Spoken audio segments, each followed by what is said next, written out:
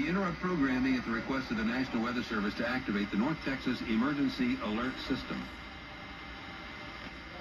The National Weather Service issued a severe thunderstorm warning for Dallas and Tarrant counties until 8:45. Radar indicates numerous thunderstorms across North Texas, some intensifying with 1.5-inch hail. Severe thunderstorm located near Westworth Village or near River Oaks, moving southeast at 5.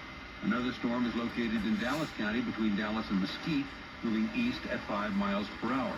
So much of the Dallas-Fort Worth area is now covered by severe thunderstorm warning. A severe thunderstorm watch remains in effect until 10 o'clock. Once again, a severe thunderstorm warning now for Tarrant and Dallas counties until 8:45. Numerous severe thunderstorms in the area, drifting east by southeast at 5 miles per hour with 65-mile-per-hour wind gusts and half-dollar-sized hail.